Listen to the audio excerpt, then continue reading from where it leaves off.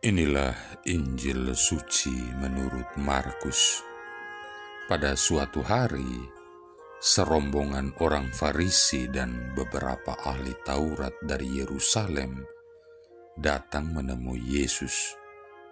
Mereka melihat beberapa murid Yesus makan dengan tangan najis, yaitu dengan tangan yang tidak dibasuh.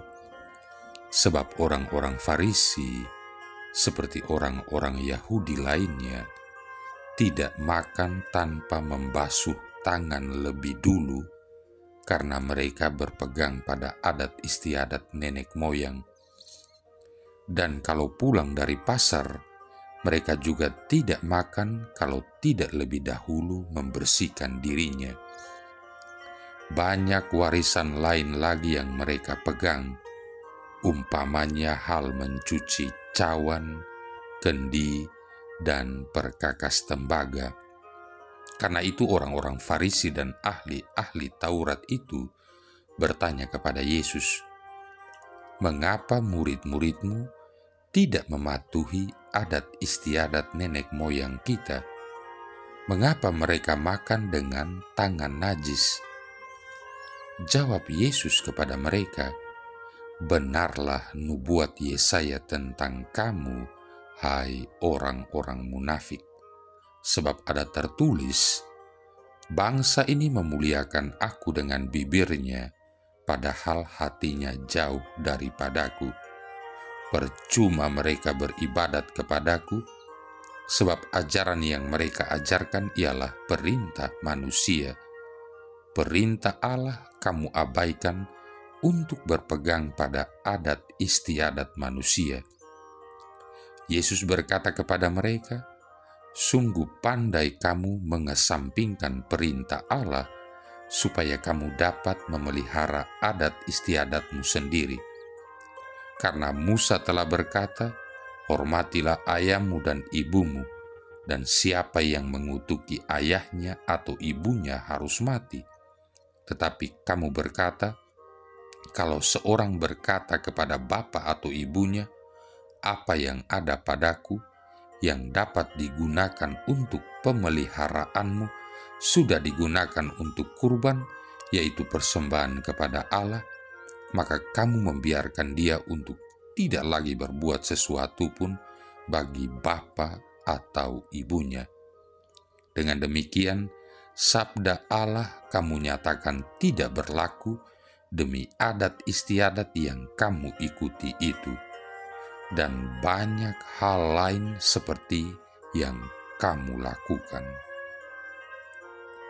Demikianlah sabda Tuhan. Saudara-saudari yang terkasih, Yesus menarik semua yang beradu debat dengannya kepada satu persoalan mendasar tentang yang najis dan tidak najis, yaitu hati manusia itu sendiri.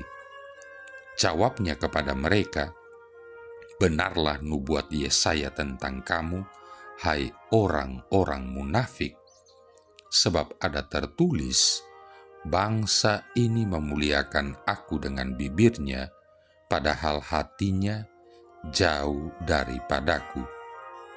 Yesus mengajak para pendengarnya untuk melihat inti permasalahan tentang pelaksanaan hukum dan peraturan pada hati.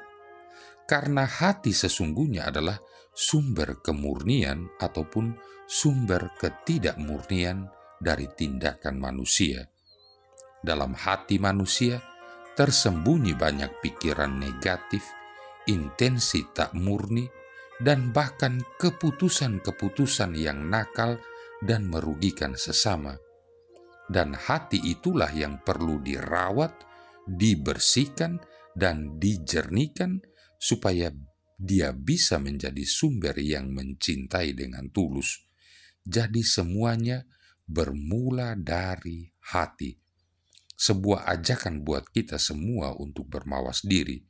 Benar kata Yesus bahwa kalau intensi hati kita tidak tulus dan bukan untuk mencintai, maka kita akan sangat mudah untuk menekankan aspek-aspek lahiriah dari peraturan dan hukum. Kita mudah sekali mempersalahkan orang lain ketika mereka tidak melakukan kewajiban yang kita jalankan, walaupun untuk alasan yang sangat masuk akal. Saudara-saudari yang terkasih, dosa ketidakpercayaan tidak hanya merupakan penyangkalan terhadap keberadaan Allah atau keilahian Kristus, melainkan juga kegagalan untuk mengenali tanda-tanda yang menunjukkan kepenuhan dari kata-kata seorang nabi atau menunjukkan Allah yang bekerja di tengah-tengah kita.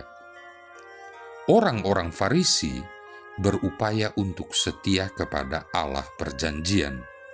Akan tetapi, dalam hasrat mereka untuk setia kepada Allah, mereka menjadi self-focused, yakni hanya memusatkan perhatian pada diri sendiri dalam hal bagaimana mereka memberi tanggapan kepadanya. Mereka membuat upaya menepati tafsir mereka sendiri atas hukum sebagai fokus dari hidup keagamaan mereka, bukannya menurut maksud Allah. Cara orang-orang Farisi menepati hidup keagamaan mereka tidak berakar dari suatu iman pemberian diri sendiri kepada Allah. Menanggapi kritikan orang-orang Farisi, Yesus memetik sebuah ayat dari kitab Yesaya dan menunjukkan kepada orang-orang Farisi itu cara-cara mereka menempatkan hukum di hadapan Allah. Bangsa ini memuliakan aku dengan bibirnya, padahal hatinya tetap jauh dari aku. Percuma mereka beribadah kepadaku, karena ajaran yang mereka ajarkan ialah perintah manusia. Yesaya bab 29 ayat 13. Yesus melanjutkan, sungguh pandai kamu mengesampingkan perintah Allah, supaya kamu dapat memelihara adat istiadat sendiri. Saudara-saudari yang terkasih, memang tidak sulit bagi kita untuk melontarkan kritik-kritik untuk menghakimi orang-orang Farisi. Namun kita juga harus menjawab pertanyaan sangat penting ini. Siapakah Yesus Kristus? Apabila dihadapkan dengan pertanyaan ini, maka seringkali kita akan menemukan bahwa ternyata diri kita mempunyai pandangan yang sama sempitnya dengan pandangan orang-orang Farisi, malah sampai membutakan. Sampai seberapa seringkah kita memperkenankan hikmat manusia dan legalisme mendikte keputusan-keputusan kita yang cocok dengan jalan-jalan dunia, bukan cocok dengan jalan-jalan Allah. Sampai seberapa seringkah kita tetap buta terhadap tantangan yang diberikan oleh sabda Allah dalam kitab suci dan lebih menyukai perspektif manusia yang nyaman dan keamanan yang kelihatan diberikan oleh manusia. Sampai seberapa seringkah kita mengakui Yesus sebagai Mesias dari Allah dan mewartakan dirinya sebagai Tuhan melalui kata dan tindakan kita sesuai dengan panggilan hidup kita masing-masing. Saudara-saudari yang terkasih, Santo Paus Yohanes Paulus II ketika berbicara mengenai identitas Kristus mengatakan demikian, kita umat Kristiani sering melihat, bahkan memiliki bayang-bayang kemasabodohan atau kesalahpahaman atau ketidakpercayaan yang betul-betul. Selalu ada resiko ketertarikan kepada Injil Yesus tanpa sungguh mengenal keagungannya dan sifatnya yang merangkul segalanya, dan tidak hidup seturut ikrar yang sudah kita buat sendiri. Banyak orang yang mereduksi Injil sesuai ukuran mereka sendiri dan membuat bagi mereka seorang Yesus yang lebih menyenangkan tanpa harus memikirkan dan mengikuti jejak pengorbanan Yesus di atas kayu salib yang mendominir hidupnya dan doktrinnya, atau gereja yang didirikannya sebagai sakramennya dalam sejarah. Marilah berdoa. Allah Bapa Maha Mulia, semoga kami Kau penuhi kebijaksanaan bila mendengarkan sabda Yesus Putramu. Semoga kata dan karya kami memancarkan kedamaian yang membahagiakan dunia. Dengan pengantaran Yesus Kristus Putramu Tuhan kami, yang bersama dengan Dikau dalam persatuan Roh Kudus, hidup dan berkuasa, satu Allah sepanjang segala masa. Tuhan memberkati kita sekalian, Bapa, Putra, dan Roh Kudus.